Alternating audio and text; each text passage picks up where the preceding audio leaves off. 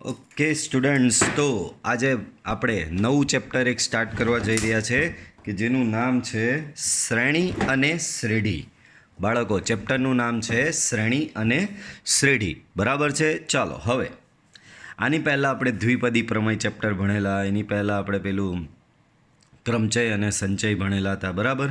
હવે આ ચેપ્ટર જે છે અત્યાર સુધી તમે જોયું તો એક ક્રમચય સંચયવાળું ચેપ્ટર ને એક ત્રિકોણમિતીય વિધેયોવાળું ચેપ્ટર, એ થોડું લેન્ધી હતું.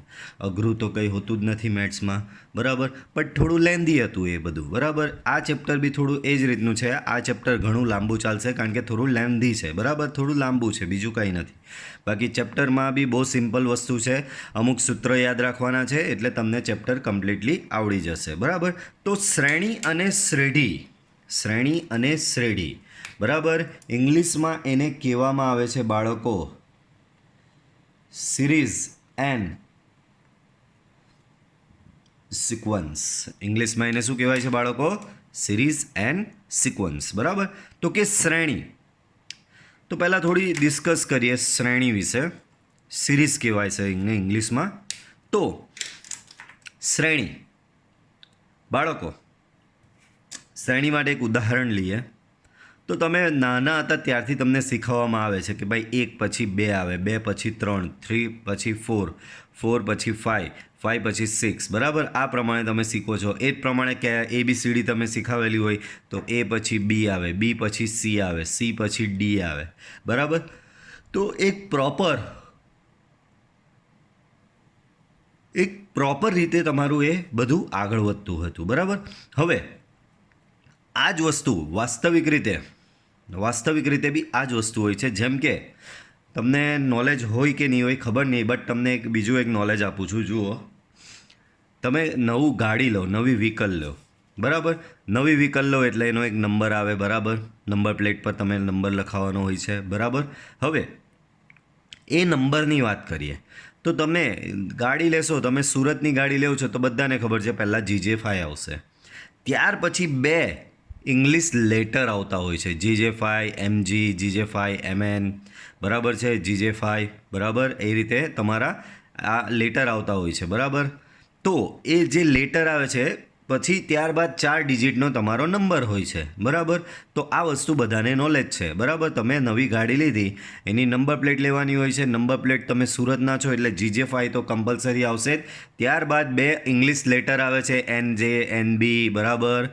MA, MB. બરાબર. MN, MJ, MG. બરાબર. તો આ રીતના તમારા લેટર આવે છે. તો અને ત્યાર પછી 4 આંકડાનો નંબર આવે છે. તો અહીંયા તમને જે લેટર આપવામાં આવે છે બાળકો, અહીંયા તમને જે લેટર આપવામાં આવે છે વચ્ચેના 2, બરાબર, SE, SF, તો એ લેટરો સ્પેસિફિક સિરીઝમાં આપવામાં આવે છે. બરાબર. શરૂઆત કરી હશે એ લોકોએ ABથી, પછી ધીમે ધીમે AC લેટર આપ્યો, પછી AD, હું વચ્ચેના 2 લેટરની વાત કરું છું, પછી AE, પછી AF. એવી રીતે એની આખી સિરીઝ પતી ગઈ. પછી બીની સિરીઝ ચાલુ કરી, BA, BV, BC. બરાબર. BD, BE, BF. બીની સિરીઝ પતી ગઈ. એ રીતે Cની સિરીઝ ચાલુ કરી, Dની, Eની, અત્યારે S સુધી ઓલમોસ્ટ પહોંચી ગયા છે આપણે. અત્યારે આપણે S સુધી ઓલમોસ્ટ પહોંચી ગયા છે. હવે Tની સિરીઝ આવશે. બરાબર છે. તો એ એક સ્પેસિફિક સિરીઝ થઈ છે. તો આ રીતે સિરીઝનો વાસ્તવિક જીવનમાં ઘણી જગ્યાએ ઉપયોગ થતો હોય છે. બરાબર. તો એને કહેવામાં આવે છે શ્રેણી. હવે આ મેં તમને વ્યવહારિક ઉદાહરણ આપ્યું. બરાબર. હવે પ્યોર મેથેમેટિક્સ રીતે ભણીએ કે શ્રેણીનો હવે તમને અંદાજો આવી ગયો કે એક સ્પેસિફિક પેટર્નમાં અમુક લેટર, અમુક અક્ષરો કે અમુક આંકડાઓ આવ્યા કરતા હોય તો એને શ્રેણી કહેવાય. જેમ કે હું તમને એમ કહું કે અયુગ્મ સંખ્યાઓ લખો તો તમે લખશો 1, 3, 5, 7, 9. તો એ એક આંકડાની તમે પેટર્ન લખતા હો છો તો એ પેટર્નને શ્રેણી કહેવામાં આવે છે. એ પેટર્નને શું કહેવામાં આવે છે બાળકો? શ્રેણી. તો આ વ્યવહારિક રીતે શ્રેણી થયું. હવે મેથેમેટિક્સની ભાષામાં જોઈએ તો જે વિધેય, બાળકો વિધેય, આ વિધેય આવે એટલે હું દર વખતે આ વસ્તુ એક્સપ્લેન કરતો હું છું. વિધેય, બાળકો, વિધેય તમે આ રીતે ભણેલા હશો. વિધેય આપણે સંબંધ અને વિધેય ચેપ્ટર ભણી ગયા છે બાળકો, આ રીતે ભણેલા હતા. F from A to B, બરાબર. તો એમાં મેં તમને ભણાવેલું આ એફ જે છે તેને કહેવામાં આવે છે વિધેય. આ એ જે છે એને કહેવામાં આવે છે વિધેયનો પ્રદેશ. આ બી જે છે એને કહેવામાં આવે છે વિધેયનો સહપ્રદેશ. બીને શું કહેવામાં આવે બાળકો? વિધેયનો સહપ્રદેશ. ત્યારબાદ એક ઓર વસ્તુ હોય છે એફ ઓફ એક્સ, અને એને તરીકે અહીંયા કોઈ વિધેય આપવામાં આવે છે. બરાબર. આને આપણે કીધેલું હતું વિધેયનું સૂત્ર. પછી નેક્સ્ટ બીજી વસ્તુ એ આવતી હતી કે જ્યારે વિધેયનો જે આ પ્રદેશ છે એ પ્રદેશની તમામ કિંમતો તમે વિધેયમાં મૂકો અને પ્રદેશની તમામ કિંમતો તમે વિધેય એફ ઓફ એક્સમાં મૂકો અને જે કિંમતો મળે એ કિંમતોનો હું એક ગણ બનાવી દઉં. જે કિંમતો અહીંયા છે, અહીંયા 1 મૂકો એક્સ બરાબર, તો અહીંયા મને કોઈ જવાબ મળશે. 2 મૂકીશ તો કોઈ જવાબ મળે. 3 મૂકીશ તો કોઈ જવાબ મળશે. એ તમામે તમામ જવાબનો એક ગણ બનાવ્યો તો એ ગણને કહેવાય છે વિધેયનો વિસ્તાર આર એફ. એને શું કહેવાય છે? વિધેયનો વિસ્તાર. બરાબર છે. અને વિધેયનો વિસ્તાર હંમેશા વિધેયના સહપ્રદેશનો ઉપગણ હોય છે. બરાબર. તો આટલી વસ્તુ આ શું કરું છું, જ્યારે વિધેય આવે ને ત્યારે હું એક્સપ્લેન કરું જ છું, કારણ કે આ વસ્તુ છેલ્લે સુધી તમને કામ આવવાની છે. ઘણા વિદ્યાર્થીઓ એવા હોય, બધા દાખલા આવડતા હોય, પણ વિધેયનો આટલો કન્સેપ્ટ ક્લિયર નથી હોતો. બરાબર. તો આટલો કન્સેપ્ટ હું દરેક ફેરી એક્સપ્લેન કરીશ. માઇન્ડ વેલ આ વસ્તુ તમારા બ્રેઇનમાં ફિટ કરી દો. બરાબર છે. કેટલી વસ્તુ? આને વિધેય કહેવાય, વિધેયનો પ્રદેશ, વિધેયનો સહપ્રદેશ. વિધેયના પ્રદેશની જ્યારે કિંમતો વિધેયના સૂત્રમાં મૂકવામાં આવે તો જે કિંમતો મળે એનો હું ગણ બનાવું, એને વિધેયનો વિસ્તાર કહેવામાં આવે છે આરએફ. અને વિધેયનો વિસ્તાર એ સહપ્રદેશનો ઉપગણ જ હોય છે. બરાબર. આટલી વસ્તુ યાદ રાખો. તો વિધેય રિફ્રેશ થઈ ગયું હવે તમારું. હવે અહીંયા ધ્યાન આપો. તો જે વિધેયનો પ્રદેશ, બાળકો હમણાં જ સમજાયું, વિધેયનો પ્રદેશ ક્યાં આવે? તો વિધેયનો પ્રદેશ અહીંયા આવે. તો વિધેયનો પ્રદેશ આની વાત કરી છે, આ ગણની વાત કરી છે. તો શું કહે છે? જે વિધેયનો પ્રદેશ n એટલે કે પ્રાકૃતિક સંખ્યા ગણ હોય તેવા વિધેયને શ્રેણી કહે છે. જે વિધેયનો પ્રદેશ n એટલે કે પ્રાકૃતિક સંખ્યા ગણ હોય તેવા વિધેયને શ્રેણી કહેવામાં આવે છે. પાછું, જે વિધેયનો પ્રદેશ n એટલે કે પ્રાકૃતિક સંખ્યા ગણ હોય તેવા વિધેયને શ્રેણી કહેવામાં આવે છે. જેમ કે f from n to x છે, તો fને xની એક શ્રેણી કહે છે. બાળકો અહીંયા ધ્યાનથી જોયું, આ વિધેયનો પ્રદેશ અહીંયા n આવ્યો. તો જે વિધેયનો પ્રદેશ n હોય, બરાબર, તે વિધેયને શ્રેણી કહેવામાં આવે છે. કઈ રીતે? તો જુઓ. જેમ કે પહેલું ઉદાહરણ લીધું, f from n to n લઈ લીધું. f ઓફ n બરાબર n સ્ક્વેર વિધેયનું સૂત્ર આપ્યું છે. બરાબર. હવે આ વિધેયનો પ્રદેશ n છે. હું n બરાબર અહીંયા જે આ સ્મોલ n છે એના બરાબર હું 1 લઉં. આમાં મૂકો. આમાં મૂકવાથી તમને શું મળશે બાળકો? f ઓફ 1 બરાબર 1નો વર્ગ. તો જવાબ 1 મળે. n બરાબર પછી 2 લઈ લો, કારણ કે કેપિટલ n એટલે પ્રાકૃતિક સંખ્યા ગણ. બધાને ખબર છે પ્રાકૃતિક સંખ્યા ગણમાં 1, 2, 3, 4, 5, 6 અપ ટુ સો ઓન આ બધી જ કિંમતો આવતી હોય છે. તો n બરાબર 1 લઈ લઉં તો f ઓફ 1 બરાબર 1 સ્ક્વેર બરાબર 1 થશે. n બરાબર 2 લઈ લઉં તો f ઓફ 2 બરાબર 2 સ્ક્વેર બરાબર 4. n બરાબર 3 લઈ લઉં, f ઓફ 3 બરાબર 3 સ્ક્વેર બરાબર 9. n બરાબર 4 લઈ લઉં, f ઓફ 4 બરાબર 4 સ્ક્વેર બરાબર 16. n બરાબર 5 લઈ લઉં, f ઓફ 5 બરાબર 5 સ્ક્વેર બરાબર 25. n બરાબર 6, તો કે f ઓફ 6 બરાબર 6 સ્ક્વેર બરાબર 36. આ પ્રમાણે તમારી કિંમતો આગળ વધતી જશે. બરાબર. તો અહીંયા તમને આ બધા જે જવાબો મળ્યા એ જવાબને હું આ રીતે એક લાઈનમાં કોમા પાડીને લખી દઉં તો આ આગળ આવી વાત કરે છે. 36 પછી બધાને ખબર છે 49 આવશે, 49 આવશે, પછી 64 આવશે, બરાબર, પછી 81 આવશે, પછી 100 આવશે, એમ આગળ વધ્યા કરશે. તો આ બધા જે જવાબો મળ્યા એને આ રીતે એક લાઇનમાં લખું કોમા પાડીને, તો આ તમારી શ્રેણી થશે. જોયું? તો તમને વિધેય આપેલું હતું અને વિધેય પરથી એક પેટર્ન મળી. તો આ પેટર્નને તમને શ્રેણી તરીકે ઓળખવામાં આવે છે. આવી રીતે અહીંયા કોઈ બીજું આપી દે, n³ આપી દે, કોઈ અહીંયા n² + 1 આપી દે, કોઈ n+1 આપી દે, કોઈ 2n - 1 આપી દે, કોઈ 2n+1 આપી દે, તો એ દરેકમાં આ પ્રમાણે એકથી લઈને સ્ટાર્ટ કરીને કિંમત મૂકતા જાઓ અને જે જવાબ મળે એ બધા જવાબને આ રીતે કોમા પાડીને લખો, તો એને એક શ્રેણી તરીકે ઓળખવામાં આવે છે. તો બહુ જ બેઝિક ને બહુ જ સિમ્પલ વસ્તુ આપણે શીખા. કોઈ વિધેય છે, એ વિધેયનો પ્રદેશ જો પ્રાકૃતિક સંખ્યા ગણ n હોય તો તે વિધેયને શ્રેણી કહે છે. જેમ કે f from capital N to x છે, તો અહીંયા એનો પ્રદેશ ગણ શું છે? n છે. તો આ એક શ્રેણી થશે, બરાબર છે. હવે અહીંયા જોઈ લો, f from capital N to n, f of n બરાબર n², f from capital N to n, f of n બરાબર n², f ઓફ n બરાબર n². જો આમાં n બરાબર હું 1 મૂકું તો f ઓફ 1 બરાબર 1² બરાબર 1, n બરાબર 2 મૂકું તો f ઓફ 2 બરાબર 2² બરાબર 4, બરાબર. આ પ્રમાણે એકથી લઈને અનંત સુધીની કિંમતો મૂકતા જાઓ તો એક તમને જે પેટર્ન મળશે. આ પેટર્નને આ રીતે તમે એક લાઇનમાં કોમા પાડીને ગોઠવો તો આને કહેવામાં આવે છે શ્રેણી, બરાબર છે. હવે અહીંયા જો કેટલાક શ્રેણી વિશે યાદ રાખવાના પદો. અહીં f ઓફ n બરાબર n². બાળકો, આગળ સંબંધ અને વિધેય ચેપ્ટરમાં આપણે જે આ સૂત્ર આપવામાં આવતું હતું એને વિધેયનું સૂત્ર કહેતા હતા, પણ અહીંયા વિધેયને જ તમે શ્રેણી કહી દીધું છે. શું કીધું છે? એ વિધેયને શ્રેણી કહે છે. તો તમારું વિધેય હવે શ્રેણી થઈ ગયું છે.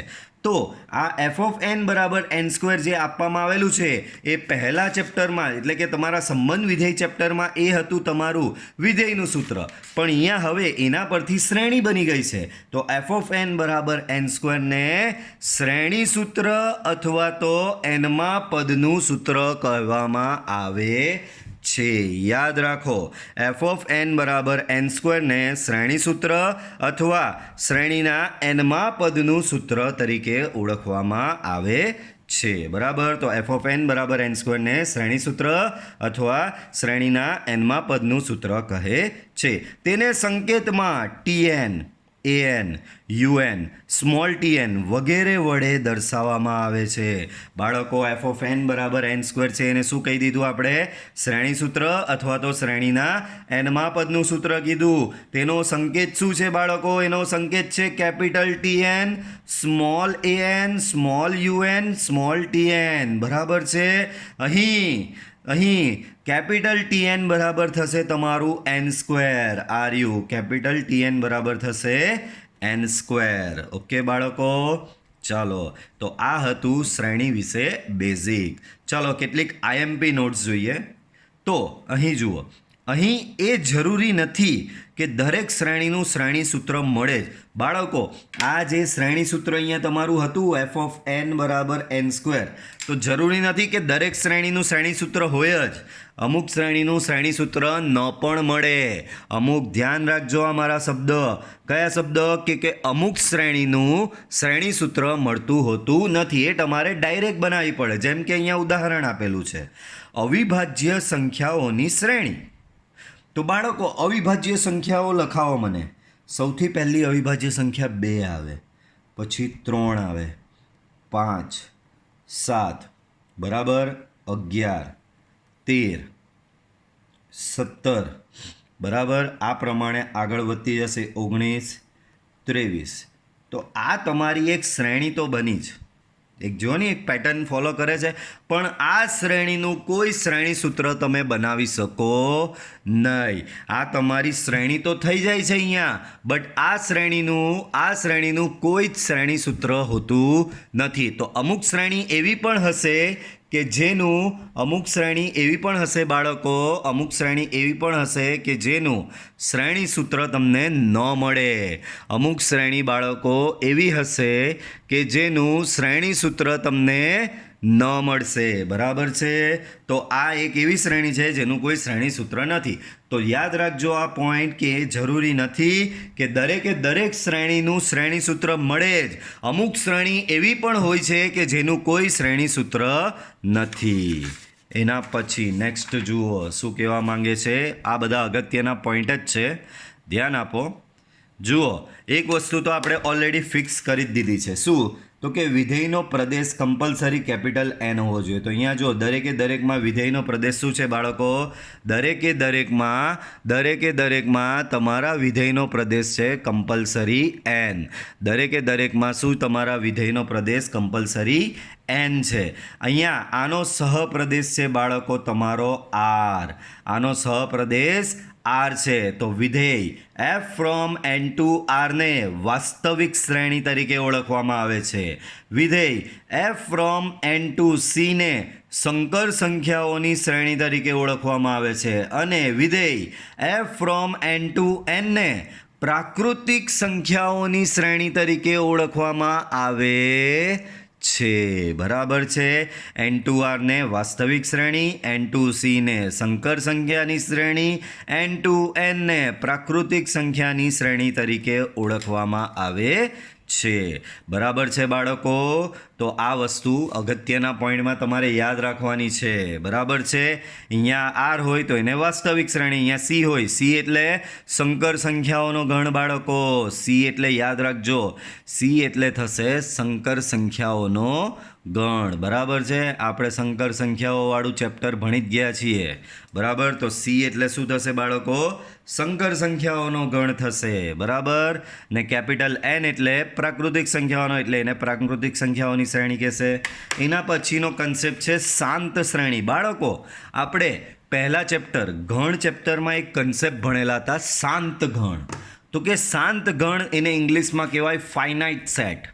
બરાબર? તો શાંત ગણ કોને કહેતા હતા? તો કે જે ગણમાં સભ્યોની સંખ્યા નિશ્ચિત હોય. નિશ્ચિત હોય એટલે તમે ગણી શકો એવી હોય, એવા ગણને તમે શાંત ગણ કીધેલો હતો. બરાબર? જે ગણમાં સભ્યોની સંખ્યા નિશ્ચિત હોય, નિશ્ચિતનો મતલબ તમે એની સભ્ય સંખ્યા ગણી શકો એમ હોય, તો એવા ગણને શાંત ગણ તરીકે ઓળખવામાં આવે છે. એવા ગણને કેવા ગણ તરીકે ઓળખવામાં આવે છે બાળકો? એવા ગણને શાંત ગણ તરીકે ઓળખવામાં આવે છે. બરાબર છે? તો શાંત ગણ એટલે સભ્યોની સંખ્યા તમે ગણી શકો છો. માની લઈએ કે 100 છે. સભ્યોની સંખ્યા કેટલી છે? 100 છે. 100 છે તો શું થઈ ગયું? તમે ગણી તો શકો છો ને. 1000 છે. 1000 છે તો બી શું થઈ ગયું? 1000 એવો આંકડો તમે ગણી શકો છો. તો એ શાંત ગણ જ છે. કોઈ ગણમાં માની લઈએ કે 10,000 ઘટકો છે, તો પણ શું થઈ ગયું? 10,000 ઘટકો તમે ગણી શકો છો. તો એવા ગણને શાંત ગણ કહેવામાં આવે છે. એ જ પ્રમાણે શાંત શ્રેણી છે. તો અત્યાર સુધી જોયું, આગળ મેં 2 ઉદાહરણ આપ્યા શ્રેણીના, જેમ કે આ. તો કે આ શ્રેણીમાં તમે જોયું, શ્રેણીનો કશે અંત આવતો નથી, શ્રેણી વૈધાત કરે છે આગળ. તો આના સભ્ય આ શ્રેણીમાં કેટલા ઘટકો છે એ તમે ગણી શકતા નથી. આ શ્રેણીમાં કેટલા ઘટકો છે એ તમે લોકો ગણી શકતા નથી. બરાબર છે બાળકો? પાછું બોલી રહ્યો છું. આ શ્રેણી આ દેખાઈ રહી છે 1 4 9 16 25 36. તો કે આ શ્રેણી આગળ વૈધાત કરે છે અનંત સુધી. આ ડોટ ડોટ ડોટ ડોટનો મતલબ શું? શ્રેણી અનંત સુધી આગળ વધ્યા કરે છે. એટલે આ શ્રેણી ક્યાં અંત થવાની છે એ તમને ખબર નથી. આ શ્રેણીનો અંત ક્યાં છે એ ખબર નથી. એટલે કે આ શ્રેણીના ઘટકોની સંખ્યા તમે ગણી શકતા નથી. એટલે આ શાંત શ્રેણી નથી. જેમ કે આમાં બી અવિભાજ્ય સંખ્યાઓની શ્રેણી. તો કે આ શ્રેણી તો તમારી આગળ વધ્યા જ કરશે, 2 3 5 7 11 બરાબર, સો ઓન. તો આ શ્રેણી બી તમારી કેવી છે? આગળ વધ્યા જ કરશે. તો આ શ્રેણીના ઘટકો બી તમે ગણી શકતા નથી. આ શ્રેણીના ઘટકોની સંખ્યા બી અનંત છે. તમે આ શ્રેણીના ઘટકો ગણી શકતા નથી.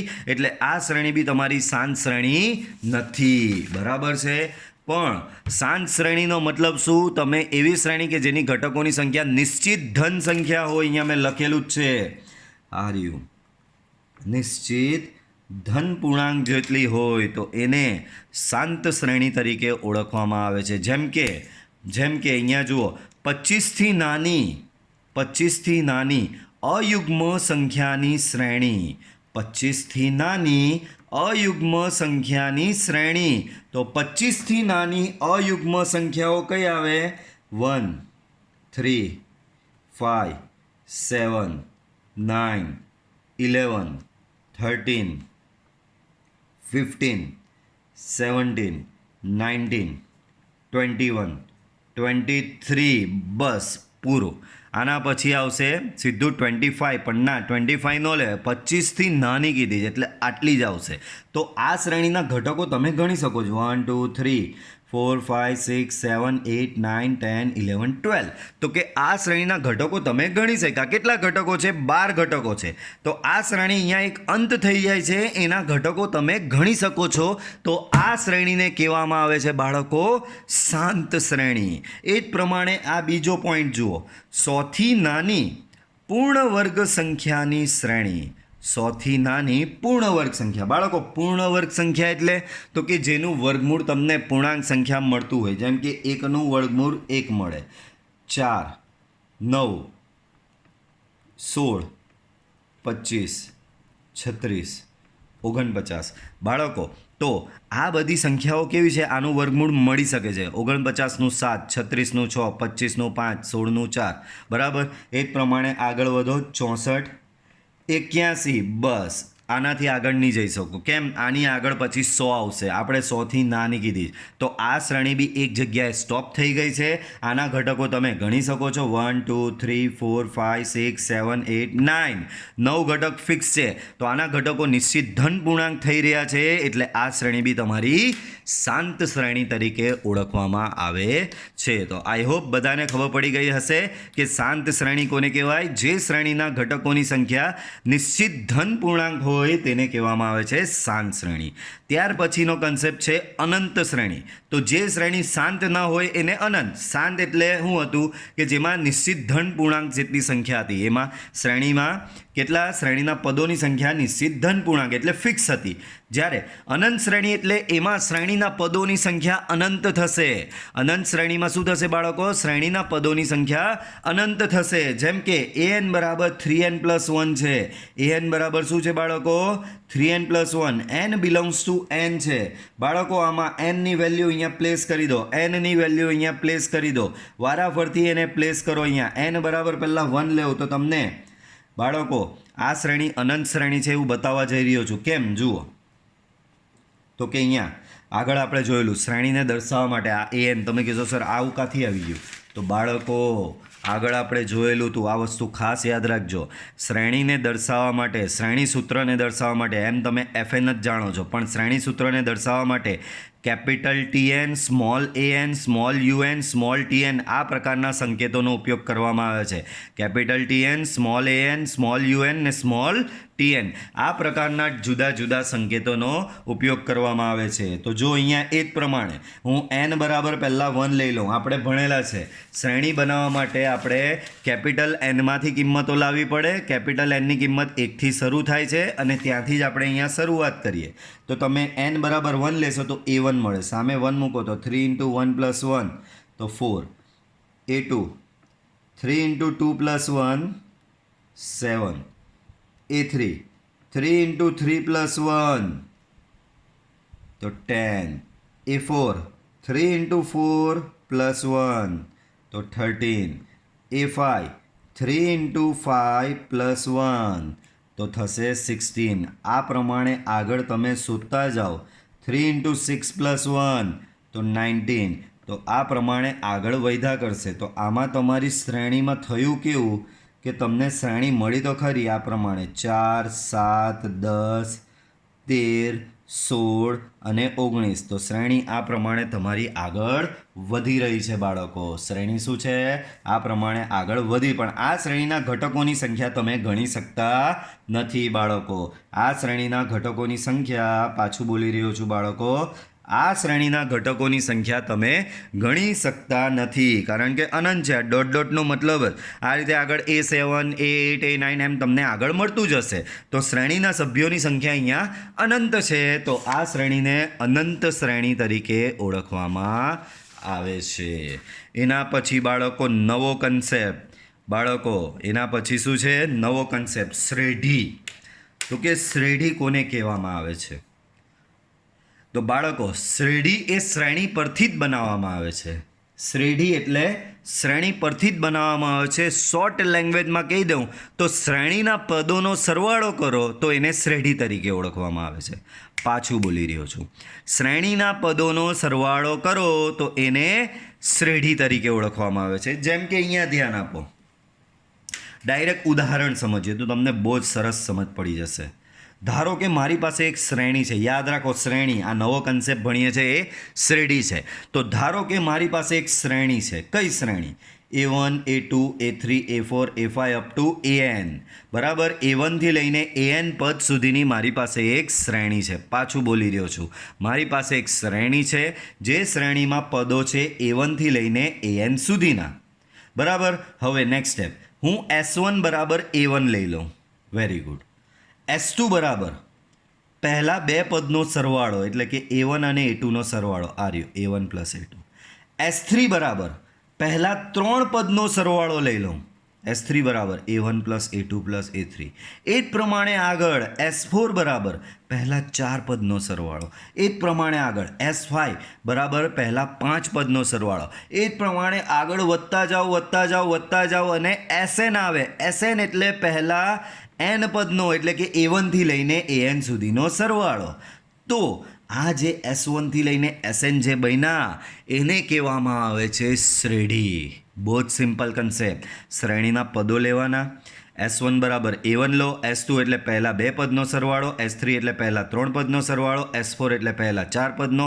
S5 એટલે પહેલાં પાંચ પદનો. SN એટલે પહેલાં n પદનો સરવાળો લઈ લો. તો જે આ S1 થી લઈને SN સુધીના પદ મળે છે એને કહેવામાં આવે છે બાળકો શ્રેઢી. એને કહેવામાં આવે છે બાળકો, શું કહેવામાં આવે છે? એને શ્રેઢી કહેવામાં આવે છે. એને શું કહેવામાં આવે છે બાળકો? શ્રેઢી તરીકે ઓળખવામાં આવે છે. જેમ કે અહીંયા મેં એક ઉદાહરણ લીધું છે, આ રહ્યું 1, 3, 5, 7, 9. આ રીતે મારી પાસે એક શ્રેણી છે. આ શું છે? મારી શ્રેણી છે. આના પરથી મારે શ્રેઢી બનાવવી હોય તો S1 બરાબર પહેલું પદ લઈ લેવાનું. S2 એટલે કે પહેલા બે પદનો સરવાળો, એટલે કે 1 + 3 થશે બાળકો. બરાબર.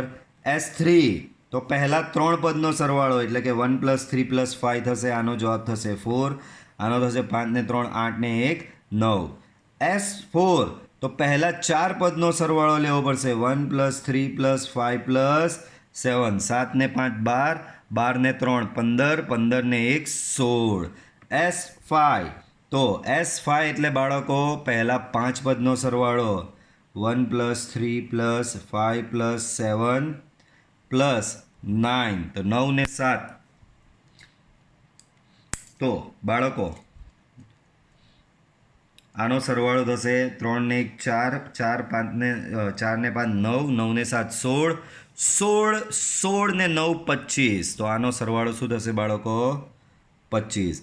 આ પ્રમાણે તમને આગળ જતી મળતું જશે. તો આની તમને શ્રેઢી કઈ મળી? 1, 4, 9, 16, 25 so on. તો આના પરથી તમને આ શ્રેઢી મળશે. તો હવે જુઓ એનો કન્સેપ્ટ. ધારો કે A1 થી લઈને AN એ સંખ્યાઓની શ્રેણી છે. તમારી પાસે એક શ્રેણી છે. પ્રત્યેક n બિલોંગ્સ ટુ n માટે આ શ્રેણીના પ્રથમ n પદોનો સરવાળો લઈ આપણે એક નવી શ્રેણી બનાવી શકીએ છીએ. આ રીતે આ મેં સરવાળા નહીં લીધા. S1 બરાબર A1, S2 બરાબર બે પદનો સરવાળો, S3 બરાબર ત્રણ પદનો સરવાળો, S4 એટલે ચાર પદનો સરવાળો, S5 એટલે પાંચ પદનો સરવાળો, SN એટલે n પદનો સરવાળો. તો આ રીતે સરવાળા લેવો અને જે પદ મળે એની હું એક શ્રેણી બનાવ તો એને કહેવામાં આવે છે શ્રેઢી. એને કહેવામાં આવે છે સંબંધિત શ્રેઢી. એને શું કહેવામાં આવશે બાળકો? એ શ્રેણીને સંબંધિત શ્રેઢી તરીકે ઓળખવામાં આવે છે.